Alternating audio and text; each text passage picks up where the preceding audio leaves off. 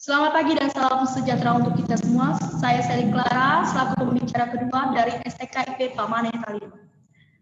Mosi perdebatan pada hari ini adalah Dewan ini menyesalkan anggapan di dunia dan di anggapan dunia pendidikan bahwa mahasiswa adalah pelanggan atau konsumen. Para hadirin, status quo menunjukkan bahwa pendidikan yang layak dan terjangkau berhak dimiliki, maka berhak dimiliki setiap orang.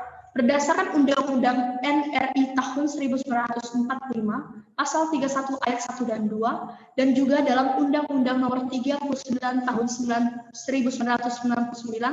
tentang Hak Asasi Manusia Pasal 12 menyatakan setiap orang berhak atas perlindungan bagi pengembangan pribadinya untuk memperoleh pendidikan, mencerdaskan dirinya, dan meningkatkan kualitas hidupnya agar menjadi manusia yang beriman, bertakwa, bertanggung jawab, berakhlak mulia, bahagia, dan sejahtera sesuai dengan hak asasi manusia. Maka, pendidikan merupakan salah satu alat yang paling efektif untuk mengubah manusia. Seiring dengan globalisasi yang terus terjadi, menyentuh aspek kehidupan manusia secara global. Perubahan ini membuat pasar persaingan perguruan tinggi menjadi luas dan relatif bergerak lebih cepat dibandingkan dengan kemampuan tinggi untuk meresponnya. Saat ini telah ada pemeringkatan universitas-universitas di dunia yang berstandar internasional yang dilakukan oleh lembaga-lembaga yang diakui oleh dunia. Perguruan tinggi di Indonesia tidak termasuk 50 universitas terbaik di dunia. Hal ini menunjukkan bahwa lemah daya saing perguruan tinggi di Indonesia dibandingkan dengan perguruan tinggi di luar negeri yang pada akhirnya daya saing perguruan tinggi ini akan membangun citra perguruan tinggi. Maka di sini saya ingin merespon argumen dari tim pemerintah yang berasumsi bahwa ini terjadi karena adanya komersial di dunia pendidikan, sehingga mengakibatkan ketimpangan antar universitas baik negeri maupun swasta. Maka dari itu, kami selaku tim oposisi tidak menyetujui dengan adanya argumen tim pemerintah. Mengapa? Karena pertama, pendidikan dengan program dan perlengkapan yang mahal. Lembaga seperti ini tidak dapat disebut dengan istilah komersialisasi pendidikan karena tidak memperdagangkan pendidikan. Biaya yang tinggi digunakan untuk fasilitas sarana dan prasarana serta memberikan gaji kepada tenaga pendidik menurut standar.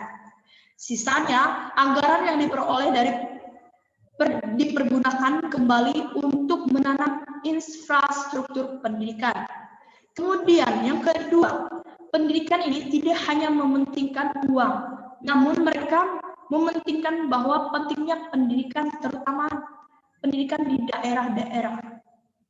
Mengapa? Karena komersialisasi pendidikan ini, karena pendidikan ini biasa dilakukan oleh lembaga atau sekolah yang menjanjikan pelayanan pendidikan. Namun hal ini disangka oleh pemerintah bahwa pendidikan swasta merupakan pendidikan yang komersialisasi. Untuk itu, kami selaku tim pemerintah, kami percaya bahwa dengan adanya pendidikan swasta akan membawa efek positif terhadap perkembangan mutu pendidikan yang lebih baik, terutama terhadap mutu sumber daya manusia yang berkualitas dan berdaya saing tinggi. Mengapa?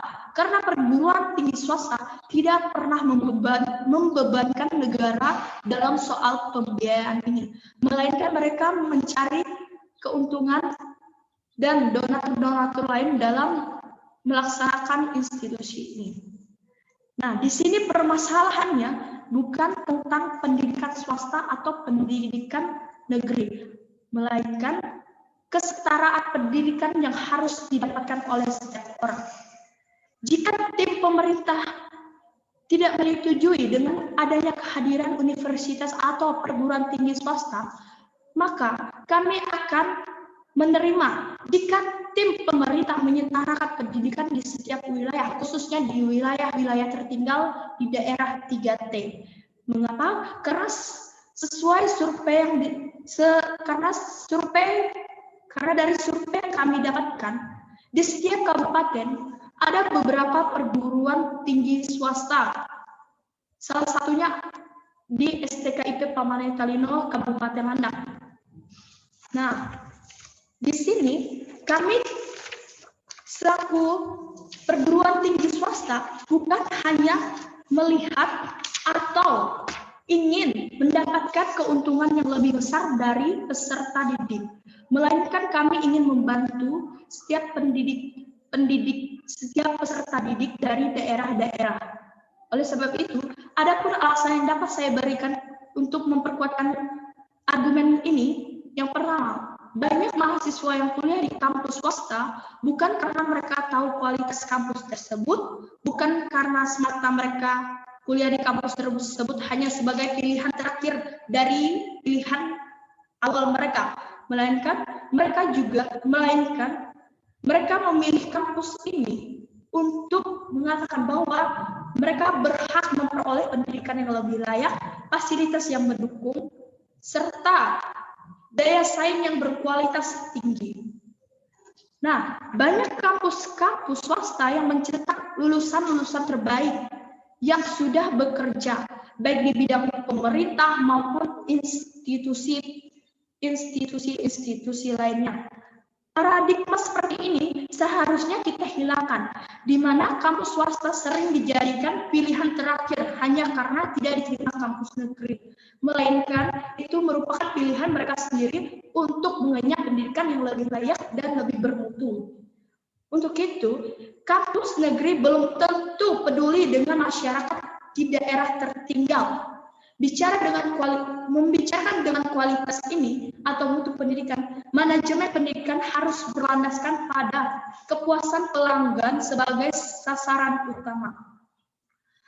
PTS memiliki karakteristik yang sedikit berbeda lulusannya dalam penggandaan dan pengelolaan aspek pendanaan, ternadai mutu SDM. Jadi tidak ada alasan kalau kampus swasta tidak berkualitas. Ini hanyalah asumsi belaka dari tim pemerintah saja. Sekian dan terima kasih.